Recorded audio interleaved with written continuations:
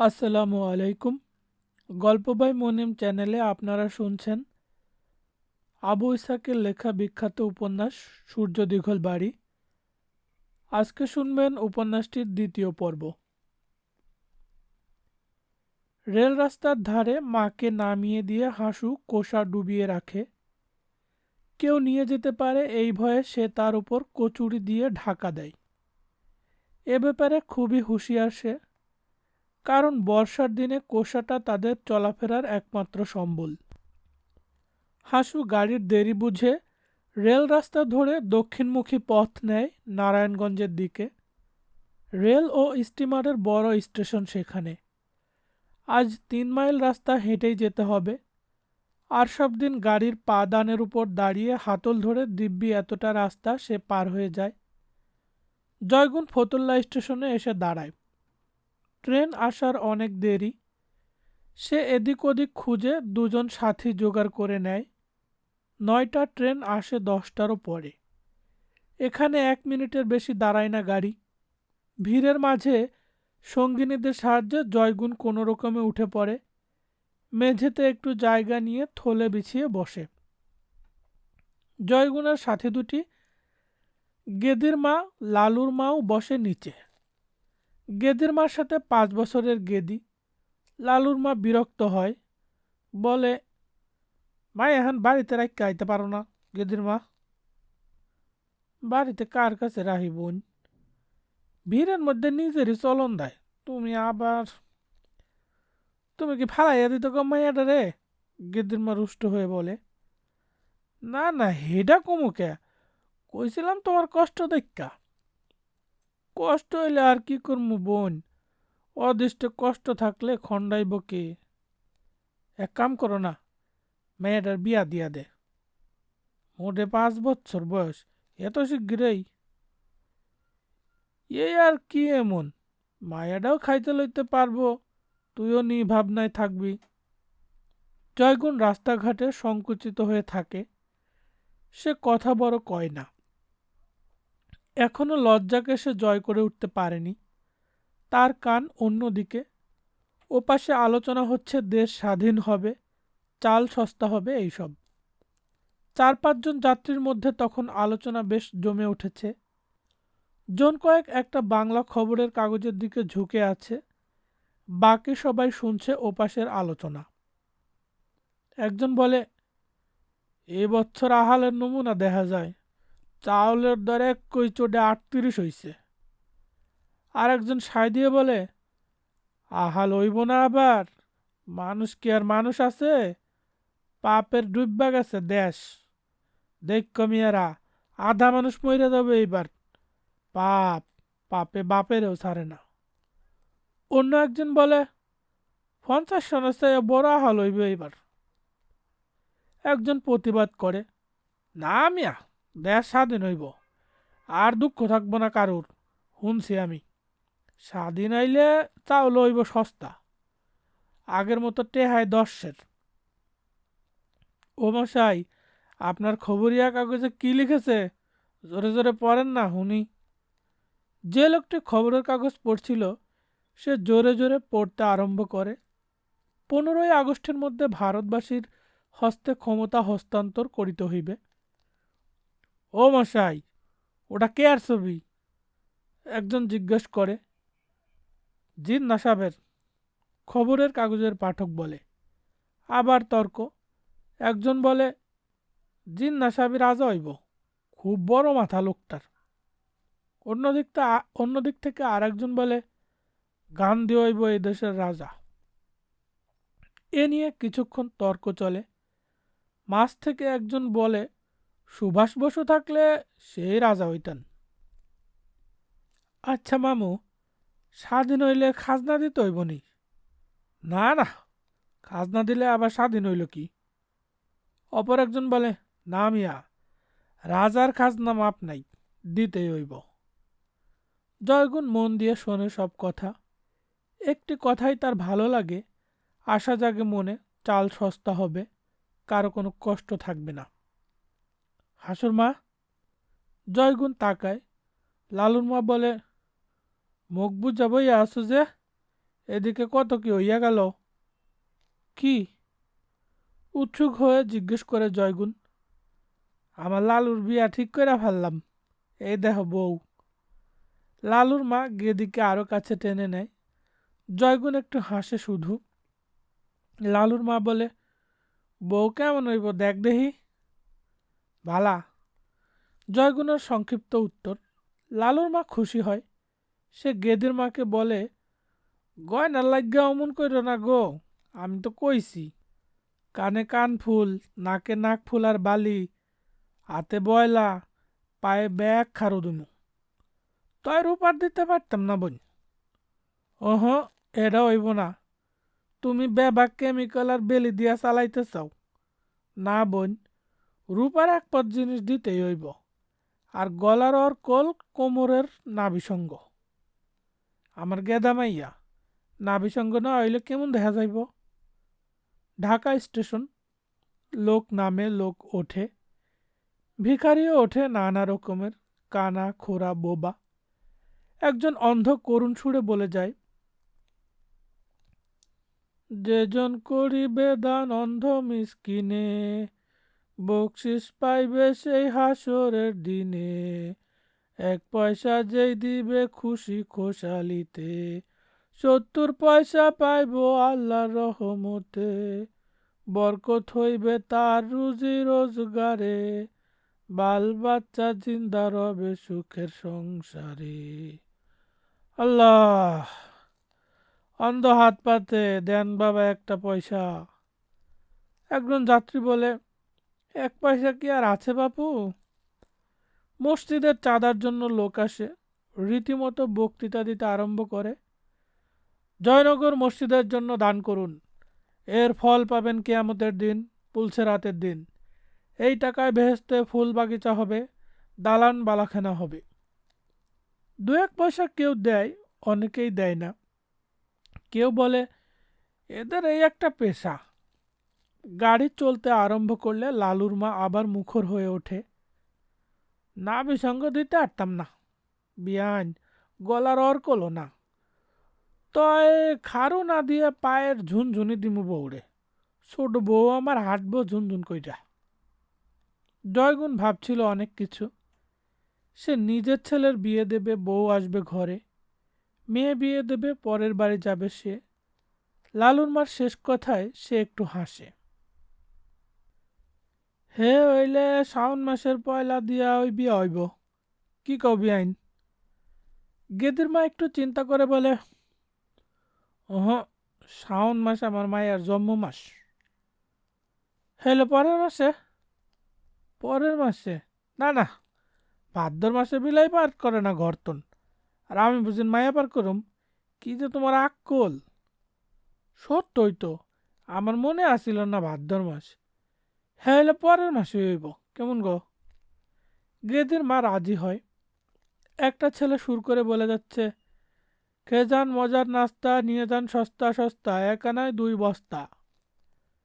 ছেলেটার ছড়া বলার ভঙ্গি আর বস্তার বিরাটত্ব দেখে যাত্রীরা সব হো হো করে হেসে ওঠে।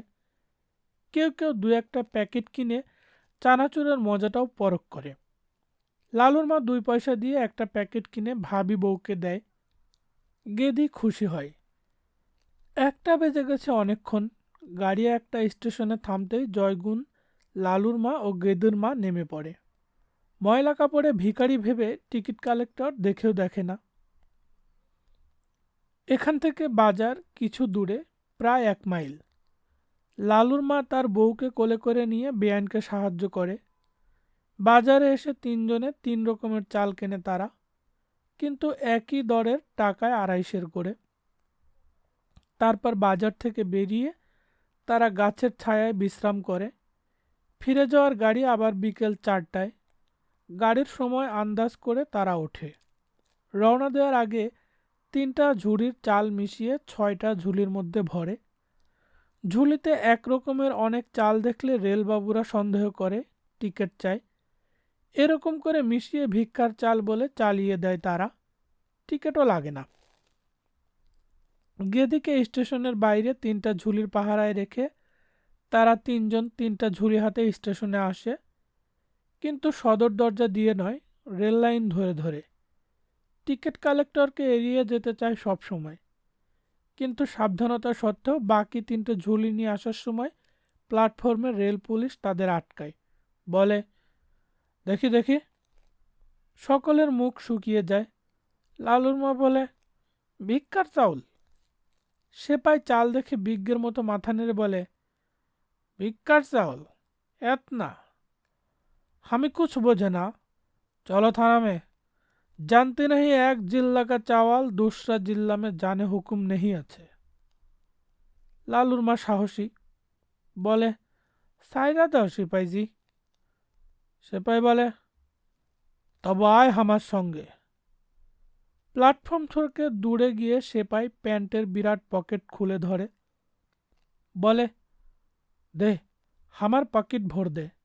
রেশন में চাউল মিলতে আছে না, খালি খুদি।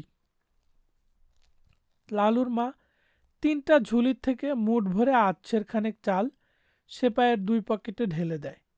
সেপাই এবার ছেড়ে দেয়। জয়গুণ পরিশ্রান্ত, ট্রেনের ঢুলানিতে ঝিমুনি আসে। কাঠের সাথে মাথা ঠেকিয়ে সে ঘুমিয়েই পড়ে। গাড়ি গেন্ডারিয়া স্টেশন ছাড়লে গেদির মার ধাক্কায় তার ঘুম ভাঙে। তাড়াতাড়ি তারা ঝুড়িগুলোর মুখ দড়ি দিয়ে শক্ত করে বাঁধে। ট্রেনের হুইসেল বাজে, ফতুল্লা স্টেশন এসে যাবে এক্ষুনি। তারা ঝুড়ি হাতে জানালা দিয়ে মুখ বাড়ায়। কাশু কোষাটা পানি থেকে তুলে অন্ধকারে দাঁড়িয়ে আছে। নির্ধারিত স্থানে কুলগাছটার কাছে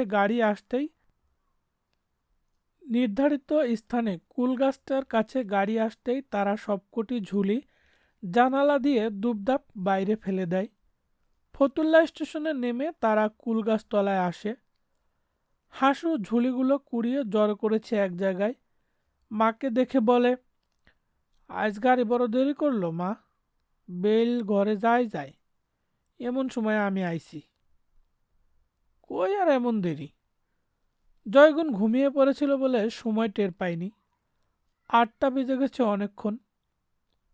কি দর আনলাম মা চাউল? আর আইসের ভাও, কিন্তু দর যেন চড়া চড়া ঠেকলো রে। তুই কত পালি বাজান? 12 আনা। আমি 2 পয়সার চীনা বাদাম খাইছি মা। এই কয়টা আনছি মাইমুনের লাইগা। জয়গুণের মন প্রসন্ন হয় ছেলের উপর। সে বলে, জলদি কইরা চল যাই। বয়সের সাথে সাথে মানুষের মেজাজের পরিবর্তন হয়। 45 বছর বয়সে করিম বক্সের মেজাজ ঠান্ডা না হলেও কিছুটা ঝিমিয়ে পড়েছে বইকি। তা না হলে তার সর্কির হাতল ঘুণে ধরতে পায়। 4 বছর বোধহয় লাঠিটায় তেল মাজা হয়নি। তেলের দামও বেড়েছে, আর লাঠির দরকারটাও কমেছে অনেক। মাটির ওপর পুরনো লাঠিটা ঠুকতে ঠুকতে তার নিজের ও লাঠির বিগত শৌর্যের কথা মনে পড়ে। পেতলে মুঠি বাঁধা এই লাঠিটা যেন যৌবনকাল থেকেই তার পথ চলার সাথী। কারণ মেজাজের জন্য শত্রু কম ছিল না তার। তাই বুড়োর মতো লাঠি হাতে সে চলত। এমনকি ঘুমোবার সময় পাশেই থাকতো লাঠিটা। লাঠি হাতে নিলেই তার একদিনের কথা মনে পড়ে। দুপুর রাত্রে যাত্রাগান শুনে এসেছিল সে। মেহেরনের দরজা খুলে দিতে দেরি হয়েছিল। তাকে হাতের এই লাঠিটা দিয়েই সে মেরেছিল। গর্ভবতী মেহেরন সে আঘাত সহ্য করতে পারেনি।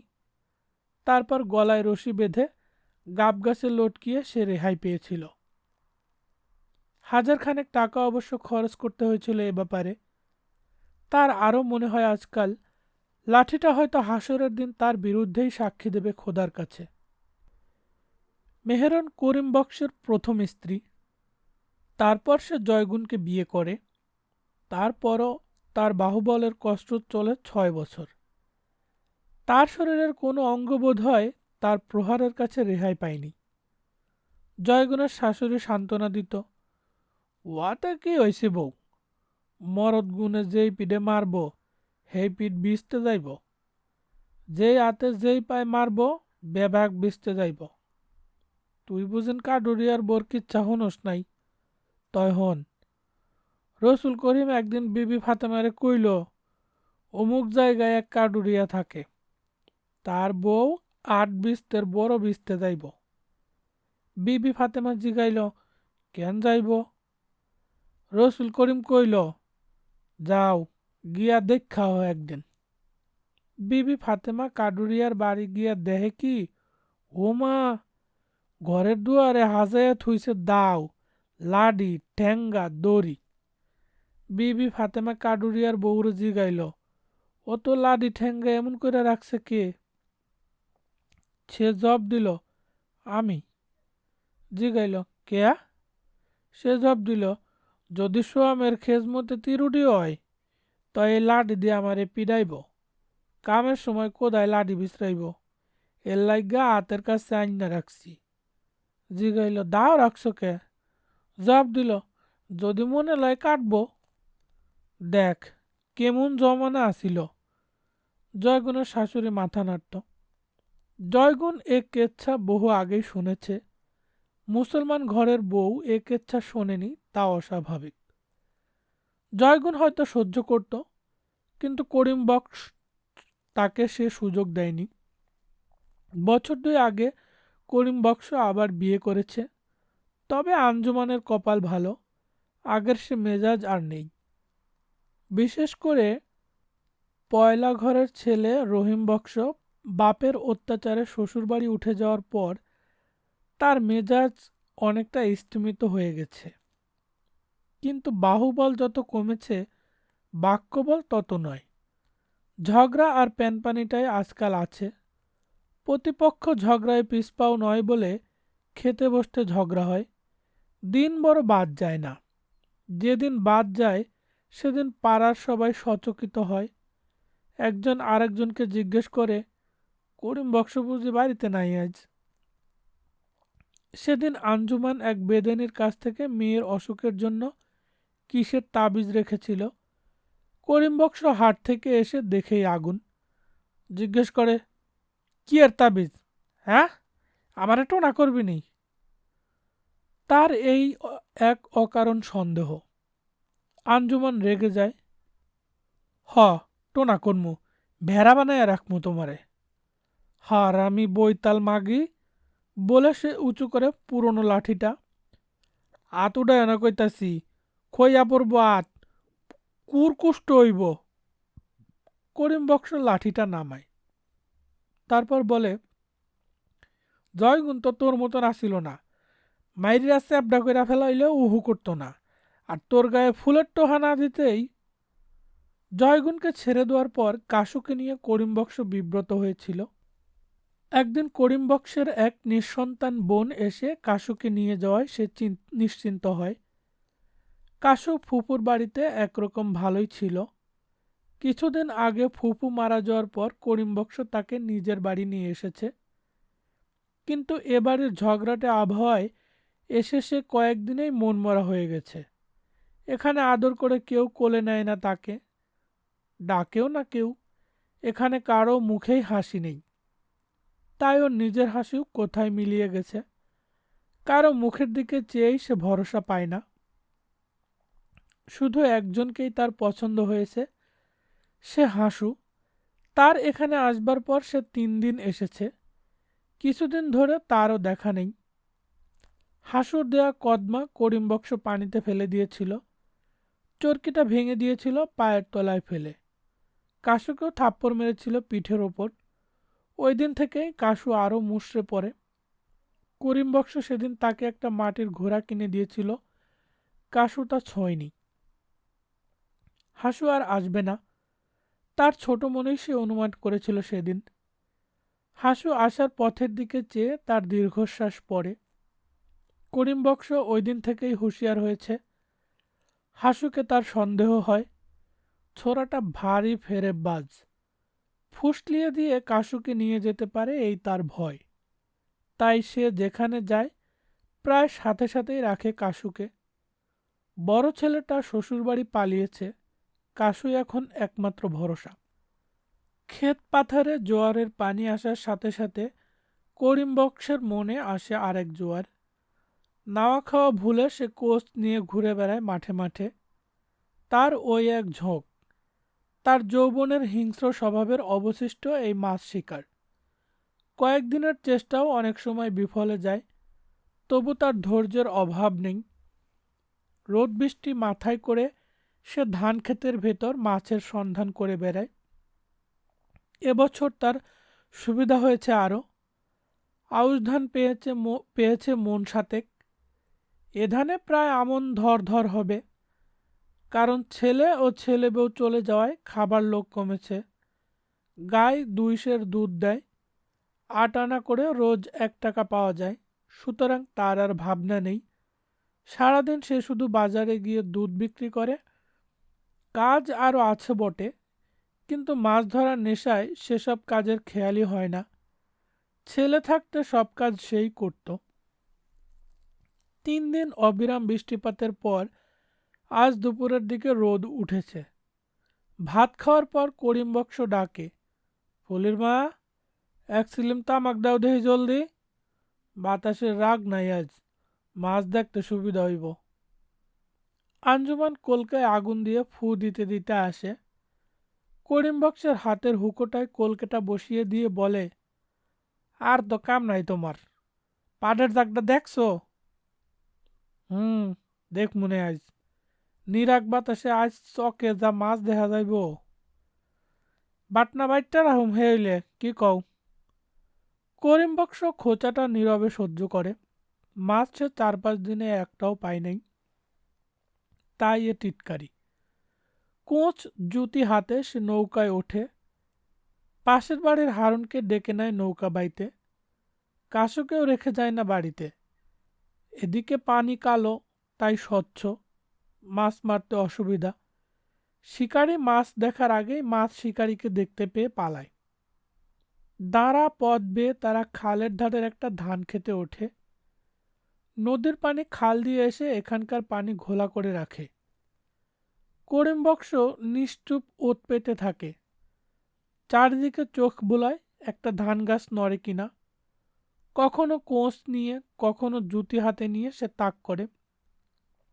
মাছের কোনো লক্ষণ না পেয়ে হাতের ইশারায় সে আর এক ক্ষেতের দিকে নৌকা চালাবার নির্দেশ দেয়। এক জায়গায় কয়েকটা ধান গাছ নড়ে ওঠে, আর যায় কোথা। ঝপ, কোঁচ দিয়ে কোপ দেয় করিম বক্স। আরও অনেক লোক জমা হয়েছিল মাছ মারতে। একজন বলে, আজ আর মেয়ে ভাই খালি হাতে যাইব না, বুঝতে পারছি। করিম বক্স কোচটা তুলে নিরাশ হয়, বলে, দুঃশালা, আজ যাত্রাটাই খারাপ। আর কেউ কোচের নিচে পড়তে পারলে না, আমারটার নিচেই। কি মিয়া, কাসিম নাহি? একজন জিজ্ঞেস করে। আর কইও না মিয়া, আজ যাত্রাটাই খারাপ। যাত্রা খারাপ? কে? বোর মুখ দেখা যাত্রা করো নাই? হারুন ও কাশু দুজনেই উৎসাহিত হয়ে উঠেছিল। হারুন নিজের মাথা থেকে মাথালটা কাশুকে দিয়ে বলে, ঘাম দিছে রে, ইস, মাথালটা মাথায় দে, রোদ লাগবো না। আরও কিছুক্ষণ এদিক ওদিক ঘুরে যখন আর মাছের সাড়া পাওয়া যায় না, তখন করিম বক্স বলে, কি জানি এরম হইতাছে কেন, তোরা কাপড় উল্টা করে পিন্দানে, দেহি কি হয়। করিম বক্স নিজের গামছাও পরে লুঙ্গি ছাড়ে, লুঙ্গির দিক পাল্টিয়ে নিয়ে আবার পরে। এবার করিম বক্স এক চাক গজার মাছের পোনার পেছনে লাগে, কিন্তু গজারটা খুবই চালাক, পোনার কাছাকাছিও ঘেঁষে না। মাছটা বড়ই হবে খুব, করিম বক্স অনুমান করতে পারে। পোনাগুলো বড় হয়েছে। অনেকক্ষণ পরে একসঙ্গে ভেসে ওঠে। এক জায়গা থাকলেও কথা ছিল, এই এখানে দেখা যায়, তারপর আর নেই। কোথায় গেল, কোথায় গেল? করিম বক্স এদিক ওদিক তাকায়। কিছুক্ষণ পরে ভুস করে ভেসে ওঠে। করিম বক্স মুখে কিছু না বলে আঙুল দিয়ে দেখিয়ে দেয়। হারুন আস্তে আস্তে অনুসরণ করে। পোনাগুলি ক্ষেতের পর ক্ষেত পার হয়ে চলেছে। ঘোলা পানি ছেড়ে আসে কালো পানিতে। করিম বক্স তবুও হাল ছাড়ে না। এবার একটা জলাক্ষেত পার হয়ে পোনাগুলি ধান খেতে ঢোকে। করিম বক্স কোষটা রেখে জুতি হাতে নিয়ে আবার মনোযোগ দেয়। পেছনে হাত দেখিয়ে নৌকার গতি মন্থর করার নির্দেশ দেয়। নিজেও সে নুয়ে এক হাতে ধান গাছের গোছা ধরে নৌকার গতিরোধ করে। কাসু! হাসুর ডাক। করিম বক্স চমকে ওঠে। চেয়ে দেখে সে জয়গুণের বাড়ির কাছাকাছি এসে পড়েছে। জয়গুণ, মাইমুন ও হাসু দাঁড়িয়ে আছে এদিকে। জয়গুণ এখন গাছের আড়ালে চলে গেছে। কাসু ডাক শুনে দাঁড়িয়েছিল। করিম বক্স বলে, ও হারামজাদা, বয়া পর, পইরা যাবি। তারপর হারুনের কাছ থেকে লগি নিয়ে জোর ঠেলায় সে নৌকা ছুটায় বাড়ির দিকে। জয়গুণ চেয়ে থাকে যতক্ষণ নৌকাটা দেখা যায়। কাসুকে 3 বছরে রেখে এসেছিল সে। এখন সে বড় হয়েছে, কথা বলতে শিখেছে, কিন্তু দূর থেকে মুখখানা আদৌ দেখা গেল না। এখন বড় হয়ে সে মুখখানা কেমন হয়েছে অনেক চেষ্টা করেও মনে মনে তা গড়তে পারে না জয়গুণ।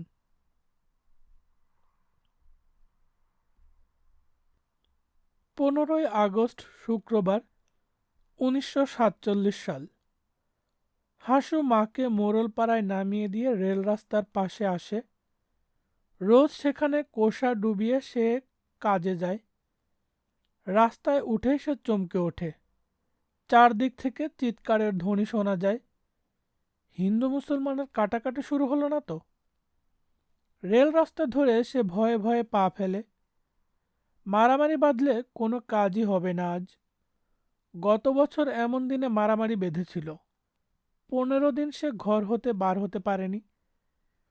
3 দিন না খেয়ে কাটাতে হয়েছে। একটা গাড়ি আসছে নারায়ণগঞ্জ থেকে। ইঞ্জিনের সামনে একটা নিশান পতপত করছে বাতাসে। সবুজ রঙের বড় নিশান, মাঝে চাঁদ ও তারা। গাড়ির মাঝেও চিৎকার। চারিদিকে চিৎকারে আকাশ বাতাস মুখর হয়ে উঠেছে। গাড়িটা কাছাকাছি আসতে স্পষ্ট বোঝা যায়, আজাদ পাকিস্তান জিন্দাবাদ, কায়েদে আজম জিন্দাবাদ। হাসুর গা রোমাঞ্চিত হয় আনন্দে। সে চেয়ে থাকে। গাড়ির প্রত্যেকটি লোক আনন্দ চঞ্চল। অনেকের হাতেই নিশান। বাইরে মুখ বাড়িয়ে নিশান নেড়ে তারা চিৎকার করছে। প্রত্যেক কামরায় ওই একই আওয়াজ। হাসু হাত উঁচিয়ে গলা ফাটিয়ে আওয়াজ তোলে ওই সাথে। মানুষের বিরাট মিছিল চলছে শহরের রাস্তা দিয়ে। হিন্দু মুসলমান ছেলে বুড়ো সবাই আছে মিছিলে। হাসু দাঁড়িয়ে দেখছিল। মিছিল সে বহু দেখেছে, কিন্তু এরকম আর দেখেনি। একজন কাগজের একটা নিশান ওর হাতে দিয়ে দাঁড় করিয়ে দেয় লাইনে। হাসু মিছিলের সাথে মিশে যায়। কাজের কথা তার মনেই হয় না। মিছিল শহরের সমস্ত রাস্তা ঘোরে, চিৎকার করে জানায় স্বাধীনতার বার্তা। মিছিল ভাঙে 1:30টায়। হাসু তাড়াতাড়ি স্টেশনে আসে। মেল স্টিমার এখনো আসেনি। হাসুর ভাগ্য ভালো, 8 দিন আসে 1টার মধ্যেই। 3টার সময় মেল আসে। জাহাজের সামনে ঠিক ছাদের উপর উঠছে সবুজ নিশান। জাহাজের ডেকে লোক ঠাসাঠাসি হয়ে আছে। ছাদেও উঠেছে অনেক লোক। সেখান থেকে আওয়াজ ওঠে, পাকিস্তান জিন্দাবাদ, কায়েদে আজম জিন্দাবাদ। পাড়ের থেকে একদল তাদের ধ্বনি প্রতিধ্বনি করে। জাহাজখানা যেন কেঁপে ওঠে। সমস্ত মিলে একটা নতুন অনুভূতির সঞ্চার হয় হাসুর মনে। 2টো মোট বয়ে আজ 10 আনা পায় হাসু। অন্যদিন দর কষাকষি হয়। 3 আনা বড়জোর 4 আনার বেশি মোট পিছু দিতে চায় না। কিন্তু আজ আর পয়সার দিকে কোনো খেয়াল যেন নেই কারো। আজ আর কাজ করবে না হাসু। পথে আসতে আসতে সে দেখে শহরের প্রত্যেক বাড়িতে নিশান উঠছে বড় বড়। সে তার হাতের কাগজের নিশানটার দিকে চায়, আবার চায় দুই পাশে। ডানে হিন্দু পাড়া, বাঁয়ে মুসলমান পাড়া। সব বাড়িতেই আজ সবুজ নিশান। হাসু বাড়ি আসে। চিৎকার করে সে গলা ভেঙেছে আজ। ভাঙা গলায় সে সমস্ত দিনের কথা বলে যায় মার কাছে। জয়গুণ হাসুর হাত থেকে নিশানটা নিয়ে দেখে আর শুনে যায় হাসুর কথা এক মনে। হাসু বলে, আর আমাকে কষ্ট হইব না। কেমন গোমা, মানছে কই করতে আছে পদে গাডে, দেশ স্বাধীন হইল, এইবার চাউল হস্তা হইব, মানুষের আর দুঃখ থাকবো না। হুম, জয়গুণ সায় দেয়। সেও সেদিন গাড়িতে শুনেছে দেশ স্বাধীন হবে, ভাত কাপড় সস্তা হবে, কেউ না খেয়ে মরবে না। জয়গুণের সুখের স্বপ্ন আজ সফল হলো। সত্যি সত্যি স্বাধীনতা এলো আজ। হাসু বলে, টাউনে আজ বেবাক বাড়িতে নিশান উঠতেছে মা, কি সুন্দর বড় বড় নিশান, তুমি একটা বানায় দাও মা। জয়গুণ হাতের নিশানটা দেখিয়ে বলে, এই যে আছে একটা, আর দিয়া কি হইব, এটা যে একেবারে ছোট, গাছের ডালে বাইন্দা উপরে তুলতাম মা, গ্রামের বেবাক মানুষ দেখতে পাইব টাউনে কত বড় বড় নিশান উঠতে আছে আজ। জয়গুণ ঘরে যায়, একটা গাঁটরি নামায় মাচার ওপর থেকে, লাল কাপড়ের একটা টুকরো বের করে হাসুকে দেয়। ও, রাঙ্গায় হইব না মা, এরকম কচু অন চাই। হাতের নিশানটা দেখিয়ে প্রতিবাদ করে হাসু। ক্যা, রাঙ্গায় দোষ কি, কি সুন্দর খুনি রং, মিরপুরের শাহ সাহেবের দরগা থেকে আনলাম লাল নিশান, টাউনের এক বাড়িতেও রাঙ্গা নিশান দেখলাম না, বেবাকে এরম কচুয়া, আসমানি রঙে হইব। হুম, কইলাম যে এই রং, তোর লাগে এই রং বানাইলে পারি হন। জয়গুণ রাগ করে। সে আর একটা গাঁটরির জন্য উঠতেই হাসু খুশি হয়। গাঁটরি খোলে জয়গুণ, পুরাতন কাপড়ের গাঁটরি, কালি ঝুলি মেখে বিশ্রী হয়ে গেছে গাঁটরিটা। খুলতে খুলতে তার হাত অবশ হয়ে আসে, বুকের ভেতর স্পন্দন বেড়ে যায় অসম্ভব রকম। জীর্ণ পুরাতন কাপড় ভাঁজ করে সাজানো, জয়গুণের বিগত জীবনের অনেক কাহিনী কাপড়গুলোর মধ্যে পুঞ্জীভূত। ভাঁজ খুলতে খুলতে তার স্মৃতির ভাঁজও খুলে যায়। এই টুপিটা তার প্রথম স্বামী হাসুর বাপের, ঢোলা পাঞ্জাবিটাও তার। জয়গুণের চোখে ভাসে কিস্তি টুপি মাথায়, পাঞ্জাবি গায়ে, জব্বর মুন্সের চেহারাখানা। এই বোম্বাই শাড়িটা তার প্রথম বিয়ের, ঘোমটা টানা বধূ জীবনের সুমধুর স্মৃতি এখন শুধু ব্যথাই দেয়। এই ছোট্ট জামাটা কাসুর, এই জামা আর কানটুপিটা ছোট খুকির। জয়গুণের চোখ আর বাদ মানে না, চোখের পানিতে গাঁটটির কাপড়গুলো ভিজে ওঠে। ছোট খুকি, তখন দুর্ভিক্ষ সবে নেমেছে। দুর্নামের ভয়ে স্বামী পরিত্যক্তা জয়গুণ তখনও ঘরের বার হয়নি। খেতে না পাওয়ায় তার বুকে দুধ ছিল না। দুধের শিশু দুধ না পেয়ে শুকনো পাটখড়ির মতো হয়ে গিয়েছিল। শেষে ধুঁকতে ধুঁকতে একদিন মারা গেল। তাকে কবর দিতে কাফনের কাপড় জোটেনি। এই বোম্বাই শাড়িটার অর্ধেক দিয়ে কাফন পরিয়ে যখন কবরে নামানো হয়, তখন জয়গুণ বিলাপ করতে করতে বলেছিল, আজ তোরে বউ সাজাইয়া দিলাম।